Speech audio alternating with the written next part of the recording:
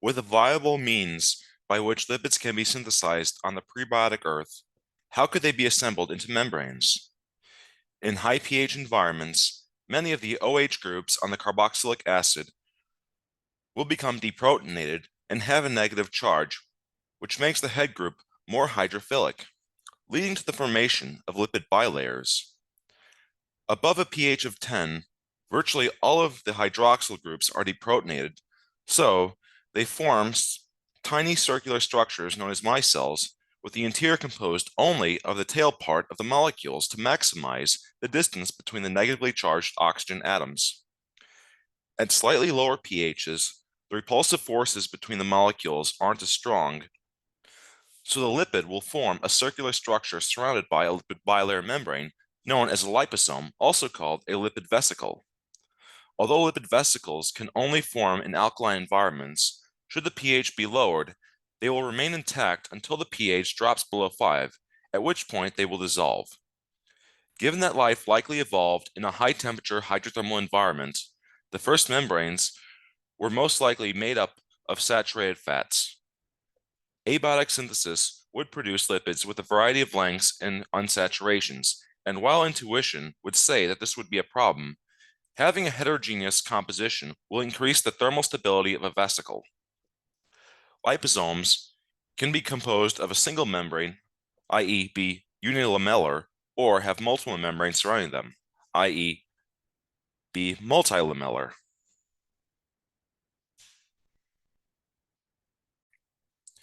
In order to grow, or more specifically, increase their total biomass, cells must pass metabolites through their membrane into the interior and expel waste products. Phospholipid bilayers are virtually impenetrable to large or charged molecules. To get these molecules across the membrane, channel and pump proteins are utilized by modern organisms. However, liposomes, made up of simple fatty acids, are far more permeable, and the aforementioned heterogeneity will also increase the permeability of the membrane. This would facilitate the passage of polar molecules and salt ions into the protocells. Furthermore, synthesis reactions, which produce large molecules from smaller metabolites, will keep the concentrations of said metabolites low within the protocell, maintaining a net diffusion into the cell, while the larger product, oligomers, couldn't escape due to their larger size. Finally, since hydroxide ions and protons will have a lower permeability than water molecules because of their charge, the membrane has an inherent buffering effect, keeping the internal pH relatively constant from external fluctuations, and this can protect protometabolic systems.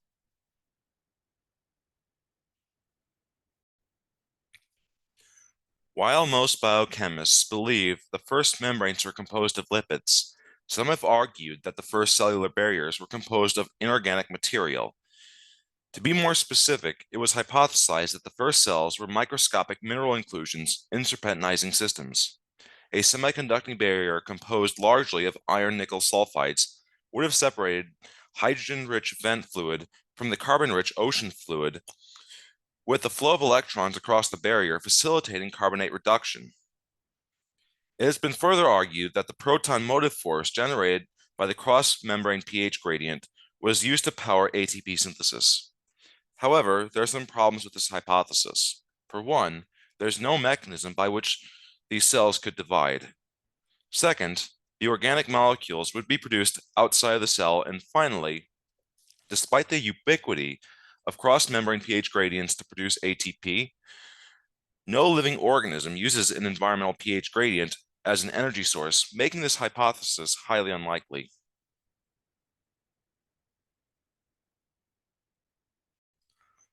All unicellular organisms are capable of replication. So, if lipid membranes provided compartmentalization for the first cells, the vesicles had to be able to grow and divide. Lipid vesicles will exchange lipids between each other and the surrounding environment, meaning that if you place two vesicles next to each other, one composed of oleic acid and the other composed of stearic acid, eventually both vesicles will have an even mix of oleic and stearic acid.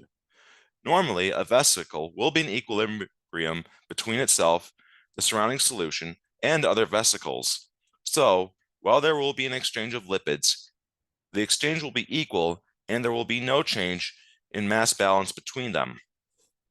However, polymerization of RNA nucleotides within a vesicle will increase the osmotic pressure within it, causing the vesicle to grow by absorbing surrounding lipids. Eventually, the vesicle will grow so large that shear forces from wave action can break it up, with the daughter vesicles having RNA oligomers within them. This would lead to another early form of natural selection, where the vesicles with the RNA sequences that can replicate themselves more quickly will grow and divide the fastest.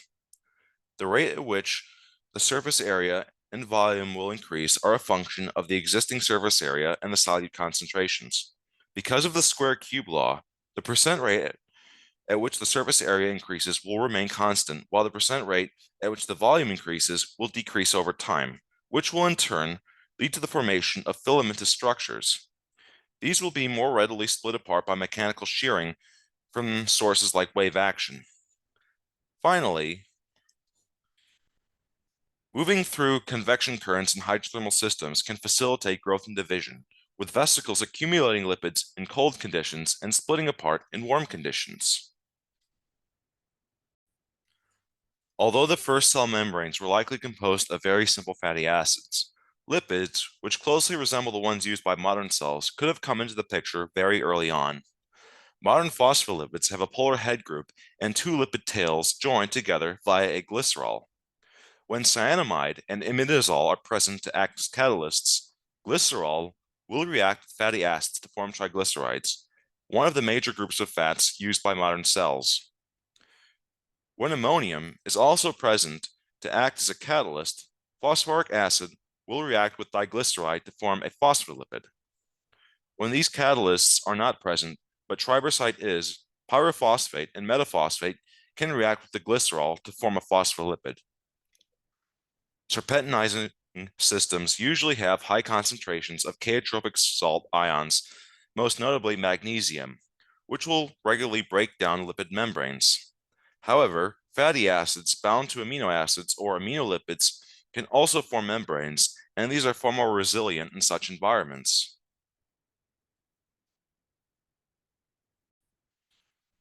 While the notion that the first cellular barriers were composed of minerals may be unlikely, interactions between lipids and various minerals may very well have influenced the first organisms.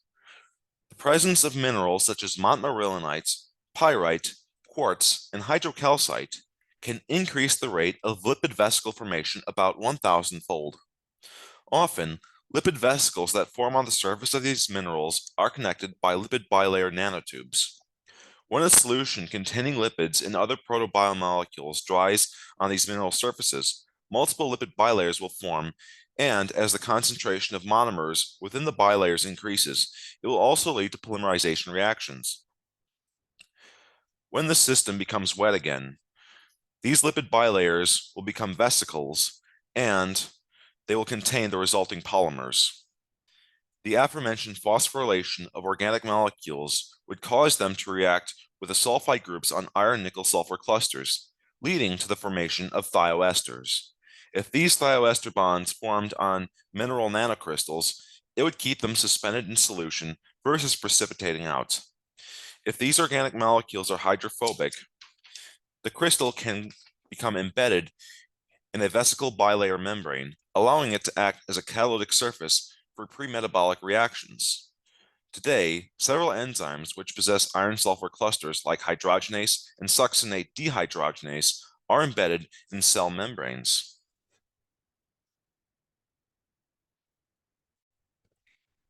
Even though we nominally think of membranes as providing a cell with compartmentalization, a growing body of research is indicating that they can catalyze pre-metabolic reactions. For one, the aforementioned buffering effect can lead to a temporary cross-membrane pH gradient. If conditions inside the vesicle were neutral while those outside were alkaline, and an iron-nickel-sulfur cluster was embedded in the membrane, it would facilitate the flow of electrons from hydrogen outside to carbonate inside, allowing the very first cells to produce organic molecules from inorganic carbon. Lipid membranes have been known to influence ribozyme activity, essentially acting as a cofactor and increasing their catalytic repertoire. The inner surface of the membrane itself can act as a catalyst and has been known to catalyze the production of polypeptide oligomers from amino acids. Furthermore, when lipids and nucleotides dry on montmorillonite clay, non-activated nucleotides will polymerize on a template strand. The benefits of this are twofold. First, it decreases the quantity of reactive phosphorus species required for polymerization reactions, and it attenuates the need for a polymerizing ribozyme at the origin of life.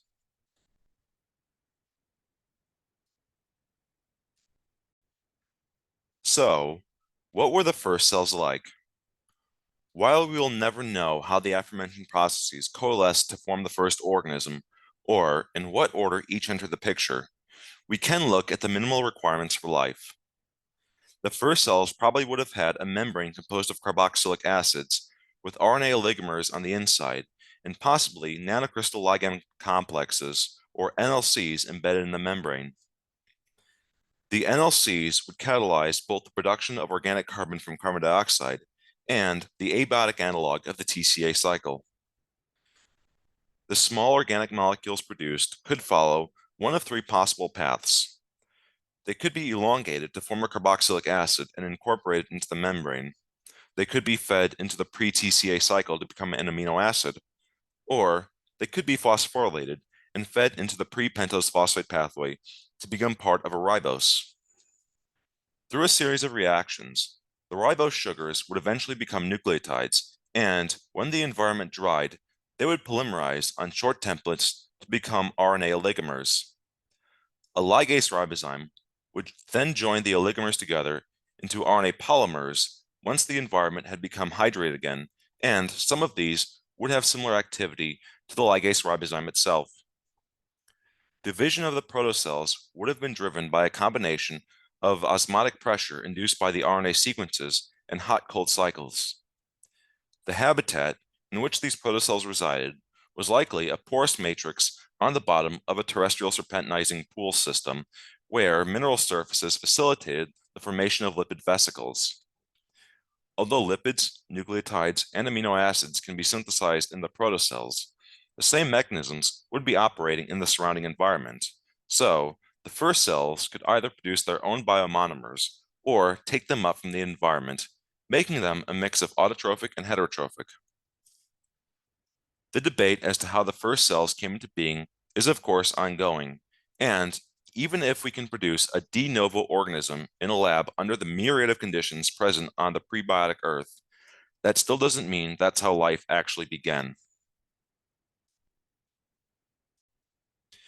In summary, something must possess replication, compartmentalization, and metabolism to be considered alive. Life could not have come from a primordial soup because the early Earth had an inert atmospheric chemistry, and even if it was reducing, a primordial soup couldn't have given rise to life because of the second law of thermodynamics. Abiotic analogs of the Wood-Young-Dull pathway, the TCA cycle, and the pentose phosphate pathway were able to fix carbon dioxide and produce lipids, amino acids, and carbohydrates in serpentinizing systems. These pre-metabolic pathways were likely catalyzed by metal sulfide minerals and metal ions, while being partially driven by organophosphates derived from Schreiber site corrosion. Nucleotides can be synthesized via the addition of nitrogenous organic molecules onto a ribose, and these were then polymerized on montmorillonite clay. Early RNA sequences likely had catalytic properties and could carry out ligase followed by polymerase reactions. The first cell membranes would have been composed of carboxylic acids. The more we study prebiotic chemistry, the more the importance of wet-dry, hot-cold, and acidic alkaline cycles is elucidated. This implies that the cradle of life was likely terrestrial hydrothermal pools.